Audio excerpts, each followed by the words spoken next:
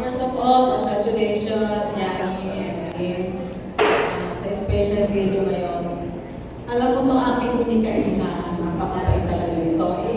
I-update ko din siya. Tapos, talagang wala nang masabi sa kanya. Napunta to ng Abu Dhabi, malakas sa loob. Napakalakas sa loob. Hindi ko alam nag-a-apply sa UK. Nalaman ko na lang sa kanya nung nanghingi siya na sa akin ng yung ATM, kasi wala silang ATM sa Abu Dhabi, nagbabayad pala doon sa kanyang exam. With the grace of God, lahat ng mga exams niya, take one. At doon, nakalaman ko na lang sa kanya na siya tanggap na. Actually, sa Facebook lang niya nakita yung agency na yon. Tapos, nung naiplano na lahat, so, alam ko nang uwi pa, punta na siya ng UK, nag-retire na rin ako sa Dubai. Kasi siya lang inaantay ko talaga. Kasi kung mag-retire ako, wala siyang kasama sa Dubai. Ang nangyari nito, pinauwi ko, pinapunta ko na sa UK.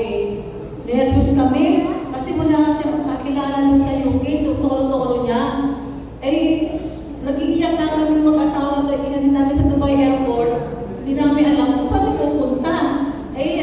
Sa lakas ng loob itong anak ko, by the grace of God, nakarating ng safe doon. At nakilala nga niya yung mga friends niya na talagang sama-sama sila, 19 silang lahat, dumating from different countries. Si Dayan from UAE, isa lang from UAE na dumating. Anyway, sa aking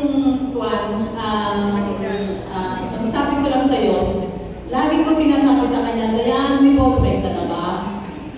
Dayan, may boyfriend ka na? Bakit wala pa? Ang ganda-ganda mo lang naniligaw sa'yo, ginagano ko siya. Tapos sabi niya, Mami, bakit ka ba nagmamadali? Sabi niya gano'n. Ayaw mo na ba sa akin? Sabi ko, hindi anak kasi kailangan magkaroon ka ng boyfriend. Sabi niya, kaya nung dumating si Marvin sa kanya, ba't ako ang tanong ng tanong, boyfriend mo na ba si Marvin? Boyfriend mo ba si Marvin?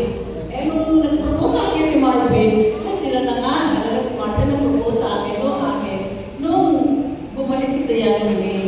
Kaya, nag-besa rin namin si Marvin, nasabi namin, alagaan mo aming unika-iha. This is the long-awaited wedding I ever asked for from God.